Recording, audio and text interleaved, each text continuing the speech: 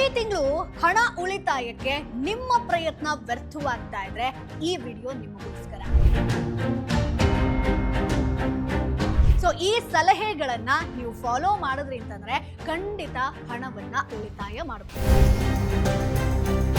ಇವತ್ತು ನಿಮಗೋಸ್ಕರ 8 ಸಲಹೆಗಳನ್ನ ನಾನು ಕೊಡ್ತೀನಿ. ಇದರಿಂದ ಪ್ರತಿ ತಿಂಗಳು ನೀವು ಹಣ ಉಳಿತಾಯವನ್ನ ಮಾಡಬಹುದು. ಸೊ ಮತ್ತೆ ಆಗ್ತಡ ವಿಡಿಯೋನ ಶುರು ಮಾಡೋಣ. ಹಾಯ್ ಹೆಲೋ ನಮಸ್ಕಾರ, welcome to Boss Wala YouTube channel. ನಾನು ಚೈತ್ರ. ಸ್ನೇಹಿತರೆ, ಪ್ರತಿಯೊಬ್ರು ಕೂಡ ದುಡಿಯುವಂಥದ್ದು ಏನಕ್ಕೆ ಹೇಳಿ, ನಾಳೆ ದಿನ ಚೆನ್ನಾಗಿರಬೇಕು. ಇವತ್ತಿನಲೇ ಹಣ ಉಳಿತಾಯ ಮಾಡ್ತಾ ಹೋದ್ರೆ ನಾಳೆ ನಮ್ಗೆ ಏನಾದ್ರೂ ಕಷ್ಟ ಬಂತು ಅಂತಂದ್ರೆ ಹಣ ಉಳಿಸಿರ್ತೀವಲ್ಲ, ಅದರಿಂದಲಾದ್ರೂ ಜೀವನ ಸಾಗಿಸ್ಬೋದು. ನಮ್ಮ ಒಂದು ಆಸೆ ಏನಿರುತ್ತೋ, ಕನಸು ಏನಿರುತ್ತೋ ಅದೆಲ್ಲವನ್ನ ಕೂಡ ನೆರವೇರಿಸ್ಕೊಳ್ಬಹುದು ಅಂತ ಹೇಳ್ಕೊಂಡು ಪ್ರತಿದಿನ ಕಷ್ಟ ಪಡ್ತಾ ಇರ್ತೀವಿ, ಪ್ರತಿದಿನ ದುಡಿತಾ ಇರ್ತೀವಿ. ಆದ್ರೆ ದುಡ್ದಂತ ಹಣ ಎಲ್ಲಿ ಹೋಗ್ತಾ ಇದೆ? ಸಂಬಳ ಏನೋ ಬಂತು, ಆದ್ರೆ ಆ ಸಂಬಳ ಎಲ್ಲಿ ಹೋಯ್ತು ಅನ್ನುವಂಥದ್ದೇ ಗೊತ್ತಿಲ್ಲ. ಬಿಡು, ನೆಕ್ಸ್ಟ್ ತಿಂಗಳು ಸೇವ್ ಮಾಡೋಣ ಅಂತ ಅನ್ಕೊಳ್ತೀವಿ. ಆದ್ರೆ ಇದೇ ನೆಕ್ಸ್ಟ್ ತಿಂಗಳು ಹೋಗಿ ಇವತ್ತಿಗೂ ಕೂಡ ಸೇವಿಂಗ್ಸ್ ಮಾಡೋದಕ್ಕೆ ಆಗದೆ ಸಾಕಷ್ಟು ಜನ ಕಷ್ಟ ಪಡ್ತಾ ಇದ್ದಾರೆ. ಅಂತವ್ರಿಗೋಸ್ಕರ ಈ ವಿಡಿಯೋ.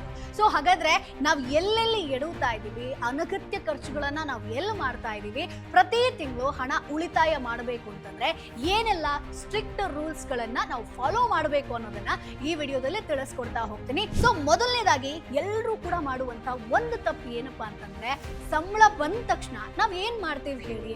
ಸೊ ನಮ್ಗೆ ಮನೆ ಬಾಡಿಗೆ ಕಟ್ಟೋದಕ್ಕಿರುತ್ತೆ, ಇಮಿಡಿಯೇಟ್ಲಿ ನಾವು ಮನೆ ಬಾಡಿಗೆ ಕಟ್ಟಿಬಿಡ್ತೀವಿ. ಸೊ ಅದೇ ದಿನ ದಿನಸಿ ಎಲ್ಲ ಮನೆಗೆ ಬೇಕಾದಂತ ಐಟಮ್ಸ್ ಗಳನ್ನ ತರ್ತೀವಿ, ಅಥವಾ ಏನಾದ್ರೂ EMI ಕಟ್ಟಬೇಕು ಅಂತಂದ್ರೆ ಕಟ್ತೀವಿ, ಮನೆಯವ್ರಿಗೋಸ್ಕರ ದುಡ್ಡು ಕೊಡ್ಬೇಕು ಅಂತಂದ್ರೆ ಕೊಡ್ತೀವಿ. ಸೊ ಬಂದಂತ ಸಂಬಳ ಅಂದ್ರೆ ಈಗ 40,000 ಸಂಬಳ ಅಂತ ಅನ್ಕೊಳ್ಳಿ. ಸೊ ಇವೆಲ್ಲವನ್ನ ಖರ್ಚು ಮಾಡ್ತಾ ಅಥವಾ ಕಟ್ತಾ ಬರ್ತೀವಿ. ಸೊ ಎಲ್ಲ ಕಟ್ಟಾಯ್ತಪ್ಪ, ಆರಾಮಾಯ್ತು ಅಂತ ಅನ್ಕೊಳ್ತೀವಿ. ಆದ್ರೆ ಆ ಒಂದು ಟ್ರ್ಯಾಕ್ ರೆಕಾರ್ಡ್ ಅನ್ನ ನಾವು ಇಟ್ಕೊಳ್ಳೋದಿಲ್ಲ. ಅಂದ್ರೆ ಇವತ್ತು ನಾನು ಯಾರ್ಯಾರಿಗೆ ಎಷ್ಟು ದುಡ್ಡು ಕೊಟ್ಟೆ, ಎಲ್ಲೆಲ್ಲಿ ದುಡ್ಡು ಹೋಯ್ತು ಅನ್ನುವಂತ ಟ್ರ್ಯಾಕ್ ರೆಕಾರ್ಡ್ ಅನ್ನ ಯಾರು ಕೂಡ ಚೆಕ್ ಮಾಡೋದಿಲ್ಲ.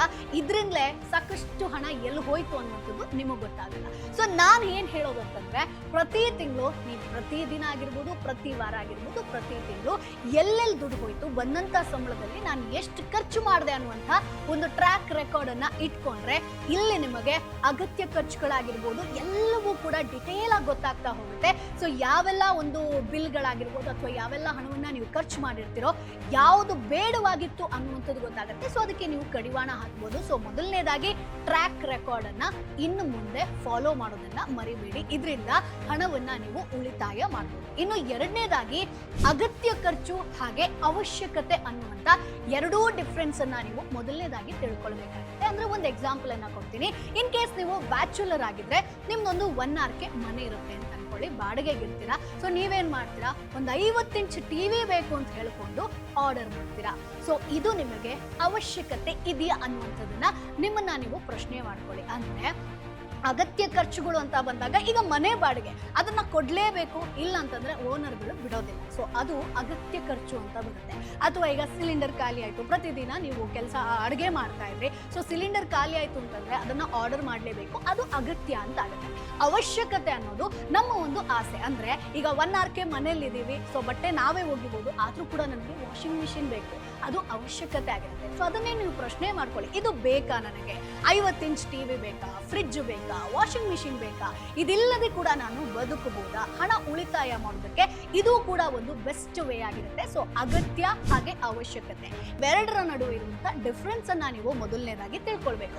ಇದು ಎರಡನೇ ಪಾಯಿಂಟ್ ಆಗಿರುತ್ತೆ. ಇನ್ನು ಮೂರನೇದಾಗಿ ಬಿಲ್ ಪಾವತಿಗೋಸ್ಕರ ಸಾಲವನ್ನ ಮಾಡಬೇಡಿ. ಇದೇನಪ್ಪ ಬಿಲ್ ಪಾವತಿ ಮಾಡ್ಬೇಕು ಅಂತಂದ್ರೆ ಯಾಕೆ ಸಾಲ ಮಾಡ್ತೀವಿ? ನಿಮ್ಮನ್ನ ನೀವೊಮ್ಮೆ ಪ್ರಶ್ನೆ ಮಾಡ್ಕೊಳ್ಳಿ. ಈಗ ಸಂಬಳ ಬಂದಿರತ್ತೆ, ಸೊ ರೆಂಟು ಎಲ್ಲವನ್ನ ಕಟ್ಟಿಬಿಡ್ತೀರಾ. ಅದಾದ ಮೇಲೆ ಯಾವುದೋ ಒಂದು ಕ್ರೆಡಿಟ್ ಕಾರ್ಡ್ ಬಿಲ್ಲು ಬಂತು ಅಂತ ಅನ್ಕೊಳ್ಳಿ, ಸಂಬಳ ಎಲ್ಲ ಖಾಲಿಯಾಗಿ ಹೋಗಿರುತ್ತೆ. ಆಗ ನೀವೇನ್ ಮಾಡ್ತೀರಾ, ಕೈ ಸಾಲನೋ ಅಥವಾ ಏನೋ ಒಂದು ಸಾಲವನ್ನ ತಗೋತೀರಾ. ಸೊ ಸಾಲಕ್ಕೆ ಸಾಲ ಸಾಲ ಸಾಲ ಅಂತ ಹೇಳ್ಕೊಂಡು ಕಂಪ್ಲೀಟ್ ಆಗಿ ಸಾಲದ ಹೊರೆ ನಿಮ್ಮ ಮೇಲೆ ಬರುತ್ತೆ. ಸೊ ಬಂದಂತ ಸಂಬಳದಲ್ಲೇ ಬಿಲ್ ಪಾವತಿಯನ್ನ ಮಾಡ್ತಾ ಹೋಗಿ. ಅದು ಕ್ರೆಡಿಟ್ ಕಾರ್ಡ್ ಬಿಲ್ ಆಗಿರ್ಬೋದು ಅಥವಾ ಯಾವುದೇ ಬಿಲ್ ಆಗಿರ್ಲಿ, ಬಂದಂತ ಸಂಬಳದಲ್ಲೇ ಮ್ಯಾನೇಜ್ ಮಾಡೋದಕ್ಕೆ ಕಲೀರಿ, ಮತ್ತೆ ಸಾಲವನ್ನ ಮಾಡೋದಕ್ಕೆ ಹೋಗ್ಬೇಡಿ. ಇದರಿಂದ ಸಾಕಷ್ಟು ಉಳಿತಾಯ ಅಂತೂ ಆಗೋದೇ ಇಲ್ಲ, ಇದರ ಜೊತೆಗೆ ಎಕ್ಸ್ಟ್ರಾ ಖರ್ಚುಗಳು, ಎಕ್ಸ್ಟ್ರಾ ಸಾಲಗಳು ಆಗ್ತಾ ಹೋಗುತ್ತೆ. ಸೊ ಸಾಲದ ಸುಳಿಯಲ್ಲಿ ಒಮ್ಮೆ ಬಿದ್ವಿ ಅಂತಂದ್ರೆ ಅದರಿಂದ ಆಚೆ ಬರೋದು ತುಂಬಾ ಕಷ್ಟ. ಈಗ ಸಾಕಷ್ಟು ಜನ ಈ ವಿಡಿಯೋವನ್ನ ನೋಡ್ತಿರೋರಿಗೆ ಅನ್ಸುತ್ತೆ, ಸೊ ಸಾಲ ಯಾಕಾದ್ರೂ ಮಾಡಿದ್ನೋಪ್ಪ, ಪ್ರತಿದಿನ ನನಗೆ ನೆಮ್ಮದಿನೂ ಇಲ್ಲ, ಇದ್ದೇನೂ ಇಲ್ಲ, ಸೊ ಪ್ರತಿದಿನ ಹಣ ಕಟ್ತಾ ಇರಬೇಕು, ಸಾಲ ಯಾಕೆ ಮಾಡಿದ್ವಿ ಅನ್ನುವಂಥ ಪ್ರಶ್ನೆ ನಮ್ಮನ್ನು ನಾವು ಮಾಡ್ಕೋತೀವಿ. ಸೊ ಹಾಗಾಗಿ ಸಾಲ ಮಾಡೋ ಮೊದಲು ನಿಮ್ಮ ಬಂದಂಥ ಸಂಬಳದಲ್ಲೇ ಅದನ್ನ ಕ್ಲಿಯರ್ ಮಾಡೋದಕ್ಕೆ ಟ್ರೈ ಮಾಡಿ, ಸಾಲ ಮಾಡೋದಕ್ಕೆ ಹೋಗ್ಬೇಡಿ. ಇದು 3ನೇ ಟಿಪ್. ಇನ್ನು 4ನೇದಾಗಿ ನಿಯಮಿತವಾಗಿ ಉಳಿತಾಯ ಮಾಡಿ. ಸೊ ಪ್ರತಿಯೊಬ್ರು ಕೂಡ ಏನ್ ಮಾಡ್ತೀವಿ ಅಂತಂದ್ರೆ, ಈಗ ನಮಗೆ ಸ್ಯಾಲ್ರಿಡ್ ಒಂದು ಬ್ಯಾಂಕ್ ಅಕೌಂಟ್ ಇರುತ್ತೆ. ಸೊ ಬಂದಂತ ಸಂಬಳ ಪ್ರತಿ ತಿಂಗಳು 30ನೇ ತಾರೀಕಿಗೋ ಅಥವಾ ನೆಕ್ಸ್ಟ್ 1, 2, 3ನೇ ತಾರೀಕಿಗೋ ಸಂಬಳ ಬರುತ್ತೆ. ಆ ಒಂದು ಅಕೌಂಟ್ ಮಾತ್ರ ನಮ್ಮ ಹತ್ರ ಇರುತ್ತೆ. ಅದಾದ್ಮೇಲೆ ಅಲ್ಲೇ ನಾವು ಟ್ರಾನ್ಸಾಕ್ಷನ್ ಅನ್ನ ಮಾಡ್ತೀವಿ, ಎಲ್ಲ ಬಾಡಿಗೆ, ಗ್ಯಾಸ್ ಬಿಲ್ಲು, ವಿದ್ಯುತ್ ಬಿಲ್ಲು ಎಲ್ಲವನ್ನ ಕಟ್ಬಿಡ್ತೀವಿ. ಹಾಗೆ ಮಾಡೋದಕ್ಕೆ ಹೋಗಬೇಡಿ. ಅಟ್ಲೀಸ್ಟ್ ನಿಮ್ಮ ಹತ್ರ 3 ಬ್ಯಾಂಕ್ ಅಕೌಂಟ್ಗಳು ಇರಲೇಬೇಕು. ಯಾಕೆ ಅಂತ ಹೇಳ್ತೀನಿ. ಸೊ ಈಗ ನಿಮಗೆ ಸ್ಯಾಲ್ರಿಡ್ ಏನ್ ಬ್ಯಾಂಕ್ ಅಕೌಂಟ್ ಇರುತ್ತೋ ಅದಕ್ಕೆ ಬಂದು ಸ್ಯಾಲ್ರಿ ಬೀಳುತ್ತೆ, ಅದನ್ನ ನೀವು ಡಿವೈಡ್ ಮಾಡ್ಕೊಳ್ಬೇಕು. ಸೊ ನಿಮ್ಮ ಖರ್ಚುಗಳಿಗೋಸ್ಕರ ನೆಕ್ಸ್ಟ್ ಬ್ಯಾಂಕ್ ಅಕೌಂಟ್ಗೆ ಅದನ್ನ ಟ್ರಾನ್ಸ್ಫರ್ ಮಾಡಬೇಕು. ಈಗ ನಿಮ್ಮ ಸಂಬಳ 40,000 ಇತ್ತು ಅಂತಂದ್ರೆ ನೀವೇನ್ ಮಾಡ್ಬೇಕು ಅಂತ ಹೇಳಿದ್ರೆ, ಈಗ ಆ 40,000ದಲ್ಲಿ ನಿಮಗೆ ಒಂದಷ್ಟು ಅಗತ್ಯ ಖರ್ಚುಗಳು ಅಂತೂ ಇದ್ದೇ ಇರುತ್ತೆ. ಸೊ ಬಾಡಿಗೆ ಆಗಿರ್ಬೋದು, ವಾಟರ್ ಬಿಲ್ ಆಗಿರ್ಬೋದು, ಅಥವಾ ಮನೆ ಖರ್ಚಿಗಾಗಿರ್ಬೋದು, ದಿನಸಿ ಆಗಿರ್ಬೋದು, ಸ್ವಲ್ಪ ಶಾಪಿಂಗ್ ಆಗಿರ್ಬೋದು, ನಿಮ್ಮ ಅಗತ್ಯ ಖರ್ಚುಗಳಿಗೆ ಒಂದು 10ರಿಂದ 15,000 ಬೇಕು ಅಂತಂದ್ರೆ ಆ ಅಮೌಂಟ್ ಅನ್ನ ಇಲ್ಲಿ ನೀವು ಟ್ರಾನ್ಸ್ಫರ್ ಮಾಡ್ಕೊಳ್ಬೇಕು. ಇದು ಜಸ್ಟ್ ನಿಮ್ಮ ಆ ಒಂದು ತಿಂಗಳ ಖರ್ಚುಗಳಿಗೆ ಸೀಮಿತ ಆಗಿರುವಂತ ಅಕೌಂಟ್. ಇನ್ನೊಂದು ಅಕೌಂಟ್ ಏನಪ್ಪಾ ಅಂತಂದ್ರೆ ಕಂಪ್ಲೀಟ್ ಸೇವಿಂಗ್ಸ್ ಅಕೌಂಟ್. ಆ ಒಂದು ಸೇವಿಂಗ್ಸ್ ಅಕೌಂಟ್ ಅಲ್ಲಿ ನೀವು ಏನ್ ಉಳಿತಾಯ ಮಾಡಿರ್ತೀರೋ ಅದನ್ನ ನೀವು ಮುಟ್ಟಬಾರ್ದು. ಅದು ಈ ತಿಂಗಳಾಗಿರ್ಲಿ, ನೆಕ್ಸ್ಟ್ ತಿಂಗಳಾಗಿರ್ಲಿ ನೀವು ಮುಟ್ಕೂಡ್ದು. ಸೊ ಅದರಿಂದ ಉಳಿತಾಯ ಆಗ್ತಾ ಹೋಗುತ್ತೆ. ಸೊ ಈ ಫಸ್ಟ್ ಅಕೌಂಟ್ ಅಲ್ಲಿ ಏನ್ ಹಣ ಉಳಿತಾಯ ಆಗಿರುತ್ತೋ ಅದನ್ನ ನೀವು ಟ್ರಾನ್ಸ್ಫರ್ ಮಾಡಬೇಕು. 3ನೇ ಅಕೌಂಟ್ ಅದು ನಿಮ್ಮ ಸೇವಿಂಗ್ಸ್ ಅಕೌಂಟ್ ಆಗಿರುತ್ತೆ. ಸೊ ಎಲ್ಲಾ ಸ್ಯಾಲ್ರಿಡ್ ಆಗಿರ್ಬೋದು ಅಥವಾ ಯಾವುದೇ ಪ್ರತಿಯೊಬ್ರು ಕೂಡ ಅಟ್ಲೀಸ್ಟ್ ನಿಮ್ಮ ಸಂಬಳದಲ್ಲಿ 30% ಅನ್ನ ನೀವು ಉಳಿತಾಯ ಮಾಡಲೇಬೇಕು. ಸೊ ಹಾಗಾಗಿ ಹೀಗೆ ಉಳಿತಾಯ ಮಾಡ್ತಾ ಬಂದ್ರಿ ಅಂತಂದ್ರೆ ನಿಮ್ಮ ಹಣ ಉಳಿತಾಯ ಆಗುತ್ತೆ. ಸೊ ಖರ್ಚು ಅಂತ ಬಂದಾಗ 2ನೇ ಬ್ಯಾಂಕ್ ಅಕೌಂಟ್ ಅಲ್ಲಿ ಇರುತ್ತೆ, ಅದನ್ನ ಖರ್ಚು ಮಾಡ್ತಾ ಹೋಗಿ ಅದನ್ನ ಕೂಡ ಟ್ರ್ಯಾಕ್ ಮಾಡ್ತಾ ಹೋದ್ರೆ ನಿಮಗೆ ಹಣ ಉಳಿತಾಯ ಆಗುತ್ತೆ. ಸೊ ಎಲ್ಲಿ ಖರ್ಚಾಗ್ತಾ ಇದೆ ಅದಕ್ಕೆ ನೀವು ಕತ್ರಿಯನ್ನ ಹಾಕ್ಬೋದು. ಇನ್ನು 5ನೇದಾಗಿ ಸ್ನೇಹಿತರೆ, ಇದು ಎಲ್ಲರೂ ಕೂಡ ಮಾಡಲೇಬೇಕು. ಅದೇನಪ್ಪಾ ಅಂತಂದ್ರೆ ಹೆಲ್ತ್ ಇನ್ಶೂರೆನ್ಸ್ ಆಗಿರ್ಬೋದು, ಟರ್ಮ್ ಇನ್ಶೂರೆನ್ಸ್ ಅನ್ನ ಮಾಡ್ಕೊಳ್ಬೇಕು. ಪ್ರತಿಯೊಬ್ಬರಿಗೂ ಕೂಡ ಹೆಲ್ತ್ ಇನ್ಶೂರೆನ್ಸ್, ಟರ್ಮ್ ಇನ್ಶೂರೆನ್ಸ್ ಈಗ ಅದರ ಒಂದು ಅವಶ್ಯಕತೆ ಆಗಿರ್ಬೋದು, ಬೆನಿಫಿಟ್ ಗೊತ್ತಾಗ್ಲಿಕ್ಕಿಲ್ಲ. ಆದ್ರೆ ಒಮ್ಮೆ ಆಸ್ಪತ್ರೆಗೆ ಸೇರಿದ್ರೆ ನೀವು ಏನ್ ಹಣ ಉಳಿತಾಯ ಮಾಡಿರ್ತೀರಲ್ವಾ ಅದೆಲ್ಲ ಹೋಗೋ ಬದಲು ನೀವು ಹೆಲ್ತ್ ಇನ್ಶೂರೆನ್ಸ್ ಅನ್ನ ಮಾಡ್ಕೊಂಡ್ರಿ ಅಂತಂದ್ರೆ ನೀವು ಮಾಡಿದಂತ ಉಳಿತಾಯ ಏನಿರುತ್ತೋ ಅದು ಹಾಗೆ ಇರುತ್ತೆ, ನಿಮ್ಮ ಒಂದು ಭವಿಷ್ಯ ಕೂಡ ಚೆನ್ನಾಗಿರುತ್ತೆ. ಸೊ ಹಾಗಾಗಿ ಹೆಲ್ತ್ ಇನ್ಶೂರೆನ್ಸ್ ಅನ್ನ ಮಾಡ್ಕೊಳ್ಳೇಬೇಕು. ಸೊ ಇದಕ್ಕೆ ಬೆಸ್ಟ್ ಏನಪ್ಪಾ ಅಂತಂದ್ರೆ ಪಾಲಿಸಿ ಬಜಾರ್. ಇಲ್ಲಿ ನಿಮಗೆ ಸಾಕಷ್ಟು ಪಾಲಿಸಿಗಳಿರುತ್ತೆ. ಸೊ ನೀವು ಕಂಪೇರ್ ಮಾಡ್ಕೊಂಡು ನಿಮಗೆ ಯಾವುದು ಬೆಸ್ಟ್ ಹೆಲ್ತ್ ಇನ್ಶೂರೆನ್ಸ್ ಅನ್ನುವಂಥದ್ದನ್ನ ಆಯ್ಕೆ ಮಾಡ್ಕೊಳ್ಬಹುದು. ಸೊ ಇಲ್ಲಿ ನಿಮಗೆ ಪ್ರೀಮಿಯಂ ಬಂದು ಜಸ್ಟ್ 400 to 500 ಪರ್ ಮಂತ್ ಕಟ್ಟಿದ್ರೆ ಸಾಕು, 1 ಕೋಟಿ ತನಕ ನಿಮಗೆ ಕವರೇಜ್ ಸಿಗುತ್ತೆ. ಅಷ್ಟೇ ಅಲ್ಲ 30 ಮಿನಿಟ್ಸ್ ಕ್ಲೈಮ್ ಸಪೋರ್ಟ್ ಕೂಡ ಸಿಗುವಂಥದ್ದು.